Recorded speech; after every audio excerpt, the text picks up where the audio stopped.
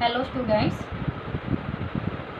राजनीतिक विज्ञान कक्षा 12वीं के पाठ 4 भारत के विदेश संबंध के भाग 3 में आपका स्वागत है। ये इस पाठ का अंतिम भाग है और इस भाग में हम सबसे पहले बांग्लादेश युद्ध के बारे में पढ़ेंगे।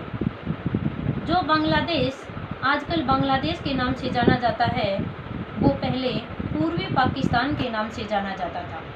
जब भारत और पाकिस्तान का 1971 में युद्ध हुआ तो बांग्लादेश को पाकिस्तान से मुक्ति मिली और पूर्वी पाकिस्तान से बांग्लादेश का नया देश बना। इसके क्या कारण थे? पाकिस्तान का आम चुनाव 1970 में जब हुआ तो पूर्वी पाकिस्तान से शेख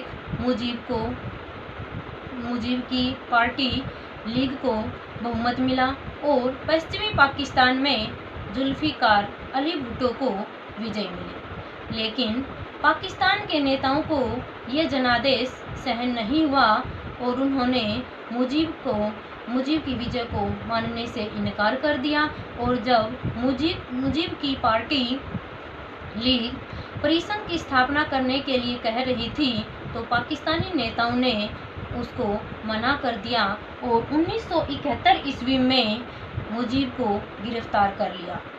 जब पूर्वी पाकिस्तान के लोगों को ये पता चला तो उन्होंने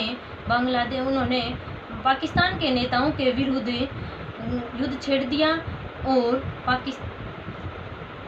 भारत ने बांग्लादेश के मुक्ति संग्राम को राजनीतिक और आर्थिक सहायता प्रदान की। इसके बाद जब पाकिस्तान हार गया तो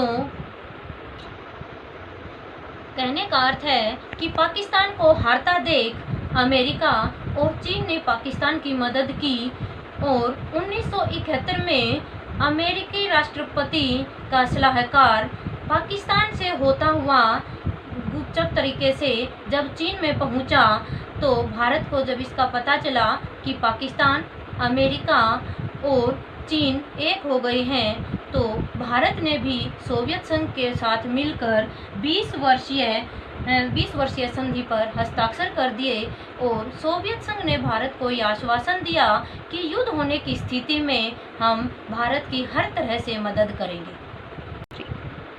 आखिरकार कई दिनों की राजनीतिक और सैन्य तनातनी के बाद दिसंबर 1971 में भारत और पाकिस्तान के बीच विश्वव्यापी युद्ध छिड़ गया।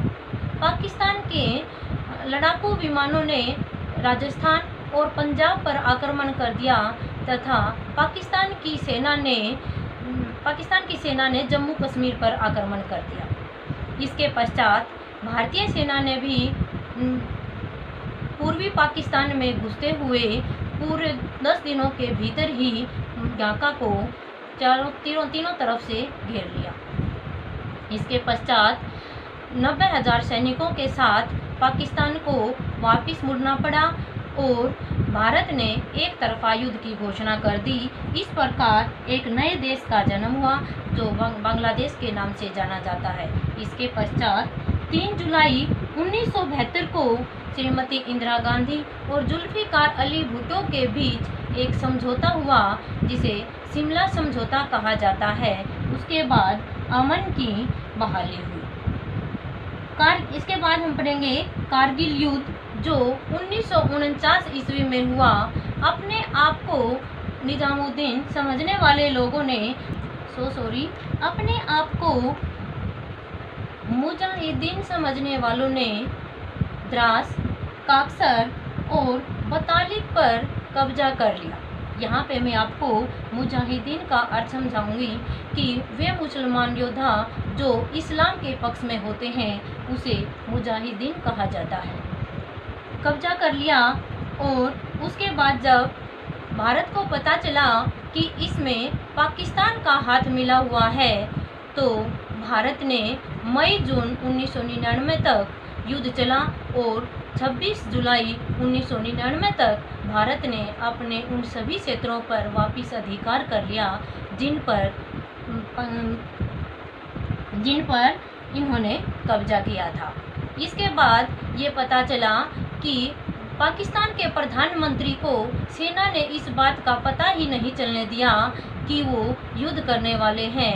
लास्ट में जनरल मुशर्रफ की अध्यक्षता में पाकिस्तानी सेना ने पाकिस्तान पर अधिकार कर लिया।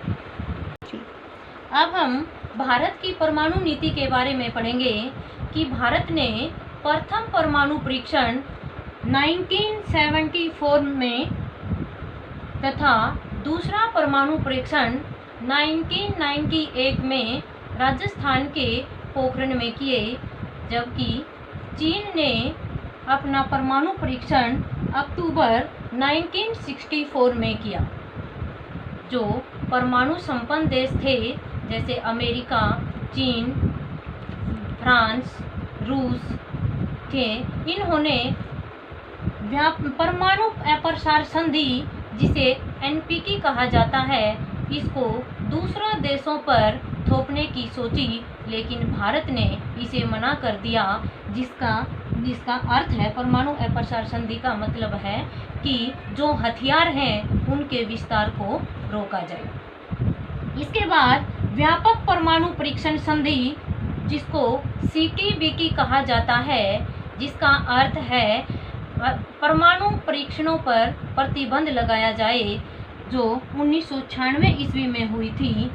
इसके बाद 1962 से 1972 के बीच भारत को 3 युद्धों का सामना करना पड़ा।